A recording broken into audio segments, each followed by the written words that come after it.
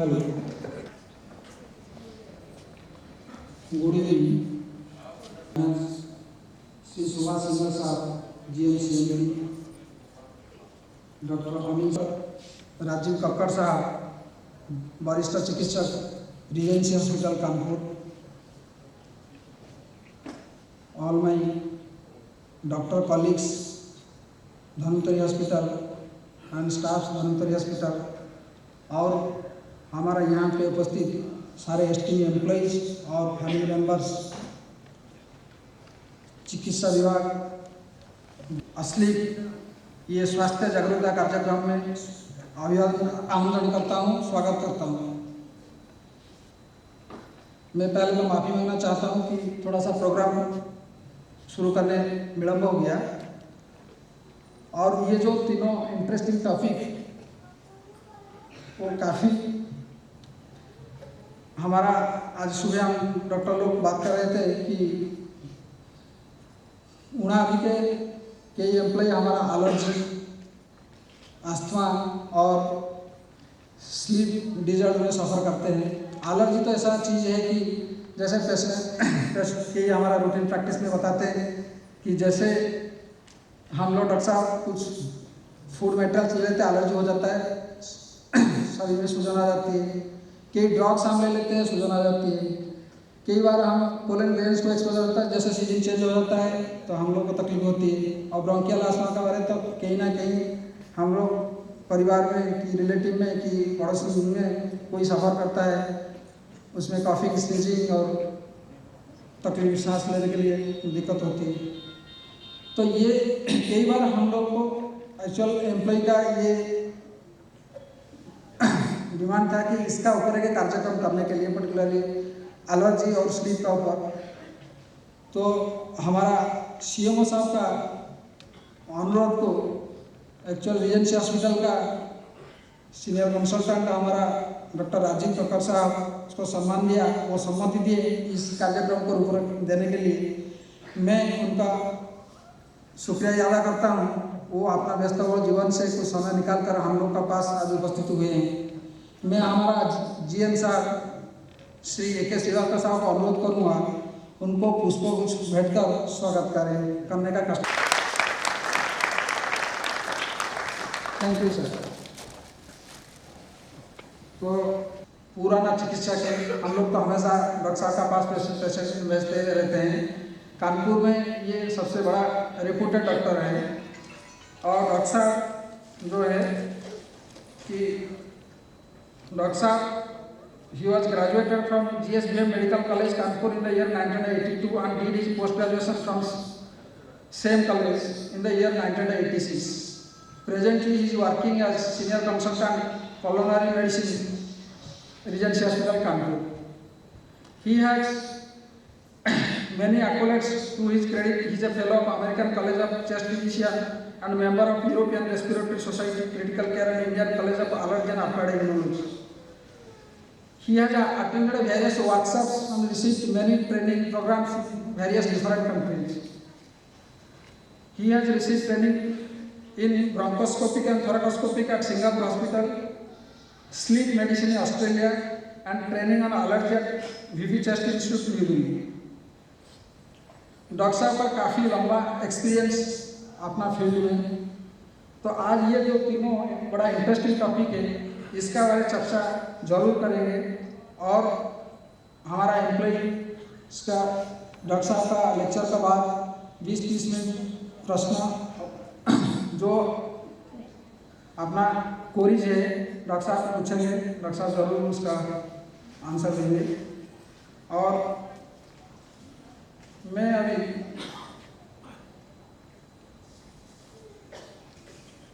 हमारा ये कार्यभार शुभारंभ करने के लिए हमारा GM श्री AK श्रीवास्तव साहब, AC पांडे साहब, सुभाष सिंह साहब और मुरुगेशन साहब और हमारा सारे DGM साहब, आगे बैठे हुए DGM साहब, अनुरोध करूँगा ये कार्यक्रम को शुभारंभ करने के लिए, दीपों प्रज्वलित करने के लिए आगे आए हैं।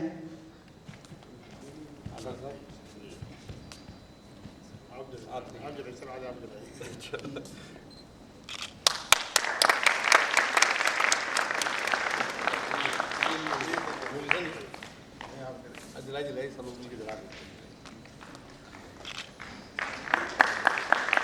आइए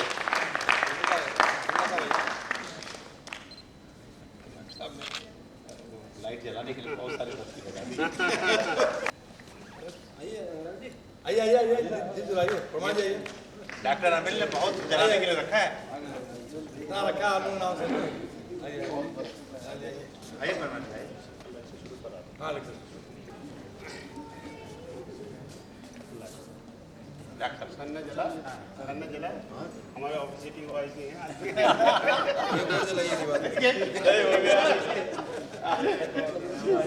श्रीवास्तव और डॉक्टर्स एंड स्पेशली जो आप लोग यहाँ पे इतनी देर तक वेट कर रहे थे उनको बहुत बहुत धन्यवाद। आज का टॉपिक एलर्जी, एस्थमा और स्लीप।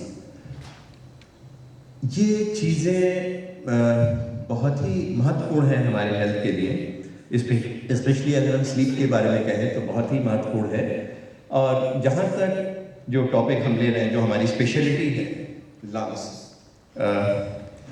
फेफड़े, ये एक ऐसे ऑर्गन है, बॉडी का एकमात्र ऐसा ऑर्गन है जो शरीर के अंदर होते हुए भी डायरेक्ट एटमॉस्फेयर से सीधे इसका कम्युनिकेशन होता है, सीधे संपर्क में आता है। और इसका एरिया जितना ये कवर करता है, स्किन से ज़्यादा ये एरिया बाहर वायुमंडल के संपर्क में आता है।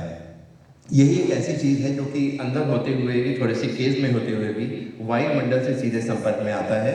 और जितनी बार हम सांस लेते हैं, क्योंकि खाना अगर हम खाते हैं तो सोच के खाते हैं ये खाना अच्छा है, ये खाना खराब है, हमें खाना है नहीं खाना है, इसमें लेना है, लेकिन सांस लेना हम लोग कभी बंद नहीं कर सकते हैं। जितनी बार हम सांस लेते हैं, सांस के दौरान हम क्या अंदर लेके जा रहे हैं, उसमें एलर्जेंस होते हैं, पार्टिकल्स होते हैं, बहुत से कीड़े मकोड़े होते हैं, बैक्टीरिया होते हैं, वायरसेस होते हैं, और इनका सीधा प्रभाव हमारे हेल्थ पे पड़ता है। जहाँ स्ट्रक्चर होता है, एक एडल्ट फेफड़े में करीब 300 मिलियन एल्वोलाई होते हैं। अगर हम इसको ओपन करें तो ऑलमोस्ट एक छोटे से ग्राउंड के बराबर इतना एरिया ये कवर करता है। तो एक बार हम अंदर सांस की सूजन की वजह से उसमें सूजन आ जाती है और उसकी संरचना थोड़ी सी पतली हो जाती है, हम लोग रिएक्ट करते हैं। वही बॉडी का एक रिस्पॉन्स होता है, किसी एक्सोजेनस बाहर से कोई जो चीज़ अंदर आती है उसके ऊपर जो एक रिएक्शन होता है उसको एलर्जी कहते हैं। बॉडी में केवल नाखून या बाल जो कि डेड ऑर्गन है, उसके अलावा बॉडी में कोई भी ऐसा पोर्शन नहीं है जो एलर्जी से नहीं उसका प्रभाव नहीं पड़ता हो। अगर हम ऊपर से शुरू करें तो आइज में, अगर हमारे जो आइज में डस्ट पार्टिकल्स या कोई एलर्जेंस आते हैं उससे एलर्जिक कंजक्टिवाइटिस होती है।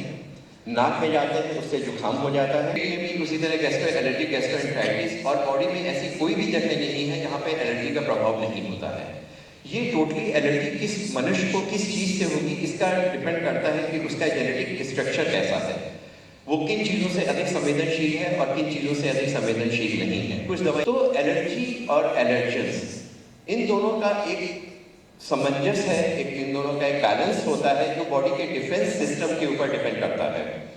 जहाँ तक बच्चों की बात करें और ओल्ड एज में इसकी पॉसिबिलिटी, जो रिएक्शन की पॉसिबिलिटी ज़्यादा बढ़ जाती है। हम एक चीज़ हमने छोड़ दिया है, जब हम लोगों का फेफड़ा शुरू में बचपन में पैदा होते हैं जब, तो उसमें उसकी संरचना कुछ नंबर ऑफ एल्वोलाई बहुत कम होते हैं और एक एल्वोलाई से दूसरे एल्वोलाई के बीच में कोई कम्युनिकेशन नहीं होता है। तो बच्चों में एलर्जी के लिए ज़्यादा चांसेस होते हैं, इसमें ब्रोंकोस्पैज्म इससे ज़्यादा चांसेस होते हैं एज कम्पेयर टू एडल्ट। गर्दा और उसके अलावा जहाँ पे हम रहते हैं वहाँ पे होने वाली जो गैसेस होती हैं वो हमें करती हैं। पहले ज़माने में जब हम लोग का ज़्यादातर समय बाहर रहता है था तो हम लोग को जो एक्स्ट्रा मतलब जो घर के बाहर वाले एलर्जेंस होते थे वो ज़्यादा संपर्क में आते थे। आजकल हम लोग की जो वे ऑफ लाइफ चेंज हो गई है उसमें इंडोर पोल्यूशन का बहुत ज़्यादा इंपॉर्टेंस है, बहुत ज़्यादा महत्व है। पहले होता था केवल डस्ट होती थी, पॉलेंस होती थी, फंगल स्पोर्ट्स होता था, इंडस्ट्रीज जहाँ पे हम वर्क करते थे उनकी फ्यूम्स का इफेक्ट होता था, पोल्यूशन जो ऑटोमोबाइल्स का उनका इफेक्ट होता है। आजकल के समय में हम लोग या तो एसी कमरे में रहते हैं, उसके बाद अगर बाहर निकले तो अपने ऑफिस में 8 या 10 घंटे रहते हैं, वो टोटली कवर्ड रहता है, वहाँ पे एसी लगा रहता है, कारपेट पड़ी होती है, मोटे मोटे कर्टन्स पड़े होते हैं और वहाँ पे उन्हीं से मिल करके हमें डिफरेंट इन्फेक्शंस होता है। तो इंडोर पोल्यूशन का आउटडोर पोल्यूशन से आज के समय में बहुत ज़्यादा उसका महत्व हो गया है। और कुछ ऐसी चीज़ें होती हैं जैसे आपके यहाँ पेंट लगा हुआ है, बल्ब जल रहा है, उसकी हीट से जो फ्यूम्स निकलती हैं वो भी एक बहुत पोटेंट एलर्जेंट होता है जिसको हम लोगों को मालूम नहीं होता है। जो एसी कंडक्ट, जो एसी की डक्ट्स होती हैं उससे भी जो उसके अंदर पार्टिकल्स होते हैं उससे हो जाता है। कूलर के ऊपर जो घास होती है उसमें बहुत सारी चीजें, डस्ट के पार्टिकल, फंगस, चिड़िया बैठती है, उनकी बीट्स हैं, उनके फैदर्स हैं, उनसे भी एलर्जी का बहुत ज्यादा संपर्क हो जाता है। इतनी होती है वो फूड एलर्जी से होती है, स्पेशली जो पेशेंट जो खाना की चीजें हैं जिसमें प्रिजर्वेटिव्स पड़े होते हैं, जिसमें कलर्स पड़े होते हैं, जिन खानों में एक्सपायरी लिखा होता है उसमें एलर्जी होने के चांसेस बहुत ज्यादा होते हैं। अमूमन जो फ्रेश डाइट ले रहे हैं या घर का बना हुआ खाना खा रहे हैं उसमें एलर्जीज कम होते हैं। जो सॉसेस होते हैं, स्पेशली जो चाइनीज सॉस होते हैं, उसमें बच्चों के एलर्जी के चांसेस काफी हो जाते हैं, specially bronchial asthma, allergic rhinitis, उसमें काफी चांसेस हो जाते हैं। डिफरेंट टाइप ऑफ एलर्जी जो होती है वो उसको हम दो पार्ट में डिवाइड कर सकते हैं। एक एक्सोजेनस एलर्जेंस होते हैं, एक एंडोजेनस एलर्जेंस होते हैं। एक्सोजेनस एलर्जी जैसा हमने बताया कि पार्टिकल्स होते हैं, डस्ट होते हैं, उनसे एलर्जी होती है। एंडोजेनस की बॉडी का ही कोई प्रोटीन, बॉडी का ही कोई चीज पार्ट को बॉडी रिकॉग्नाइज करने लगती है एज ए एलर्जेंस और उसमें एब्नॉर्मल रिएक्शन होता है, उसको एंडोजेनस एलर्जीज कहते हैं। उसमें बहुत डिफरेंट टाइप की बीमारियां होती हैं जिसको आज हम लोग नहीं डिस्कस कर रहे हैं। एक्सोजेनस एलर्जी जैसे एक पार्टिकल, जैसे सपोज करिए किसी को एलर्जी है, उसको पॉलन एलर्जी है। सबसे इंपॉर्टेंट चीज होती है, हम लोग जो पूछते हैं कि किसी विशेष मौसम में आपको सांस फूलती है, विशेष मौसम में आपको एलर्जी होती है। अगर वो कहते हैं विशेष मौसम में एलर्जी होती है, इसका मतलब ये है कि परागकण जो कि एक उनका पॉलिनेशन पीरियड होता है उसी संपर्क में आते हैं और उसमें एलर्जी होती है। जैसे होली दिवाली के आसपास एलर्जी हो गई।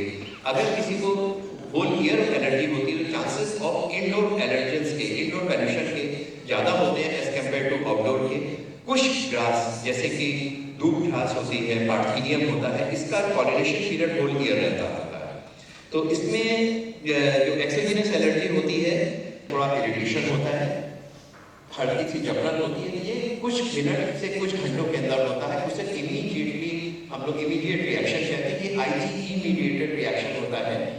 जैसे ही एलर्जेंस बॉडी के अंदर आता है, बॉडी के स्किन म्यूकोसा के अंदर टच करता है, इसमें एक इन्फ्लेमेटरी मीडिएटर सेक्रेट होते हैं और स्वेलिंग रिड्यूस करती है। जैसे आई में कोई डस्ट पार्टिकल या कुछ गया, एक बॉडी का डिफेंस सिस्टम है, आंखें लाल हो जाती है, पानी बहने लगता है और उसको वॉश करने की कोशिश करते हैं। ये कुदरती है जो डिफेंस होता है, इसको आंसू कहते हैं। यही चीज अगर नाक में जाती है तो नाकें लाल हो जाती है, छींक आकर के एलर्जीज को हम एक्सपेल करने की कोशिश करते हैं और पानी बहता है, इसको जुकाम कहते हैं। इसी तरह गले में हल्की सी खराश होती है, बलगम ज्यादा बनता है और खास करके हम उसको निकालने की कोशिश करते हैं। It is the same process, one year में वन डिजीज नाक के द्वारा जो चीज जाती है, इसमें केवल पार्ट अलग हो गया, जुकाम होता है, वही अंदर जाकर के सांस को हम लोग को प्रोड्यूस करता है। ज्यादातर अगर हम लोग सिम्टम्स की बात करें कि ब्रोंकियल अस्थमा में क्या होता है, तो छाती में जकड़न, खांसी आना, सांस लेने में दिक्कत होना, बोलने में तकलीफ होना। अगर किसी को सांस लेने में दिक्कत हो रही है, इमीडिएटली डॉक्टर से संपर्क में करना चाहिए। कभी कभी जो खांसी आ रही होती है, ऐसा लगता है कि ये इन्फेक्शन है। मोस्ट ऑफ द टाइम शुरू के कुछ घंटों में या एक या दो दिन में वो इन्फेक्शन नहीं होता है, वो केवल इन्फ्लेमेशन होता है। अगर हम बात करें ब्रोंकियल अस्थमा की, ब्रोंकियल अस्थमा एक इन्फ्लेमेटरी डिजीज है, सूजन प्रोड्यूस करने वाली डिजीज है, जिसमें कि सांस की नलियों में सूजन आ जाती है और उसमें आवाज जैसे व्हीज प्रोड्यूस करते हैं, ऐसे इस तरह से आवाज आती है। It is a typical characteristic of bronchospasm. इसमें एक ही चीज करते हैं हम लोग ब्रोंकोडायलेटर्स देते हैं और उससे इसमें आराम हो जाता है। बच्चों में इसका प्रेजेंटेशन अलग होता है। बच्चों में ज्यादातर जो इसमें प्रेजेंटेशन होता है वो खांसी की तरह होता है, जिसको हम लोग वूपिंग कफ टाइप के सिम्टम्स होते हैं। लगातार बच्चे लोगों को रात को खांसी आती है, लगातार आती चली जाती है, एंड पेरेंट्स कहते हैं साहब इनको सांस नहीं फूलती। जब खांसी आती है तो लगातार आती चली जाती है, तो वो एक्चुअली एक सांस का अटैक होता है और हम लोगों को इवन कोई एंटीबायोटिक ही देने की जरूरत नहीं पड़ती। अगर हम लोगों ने नेबुलाइज कर दिया या थोड़ा सा ब्रोंकोडायलेटर दे दिए तो उससे उनकी खांसी में आराम मिल जाता है।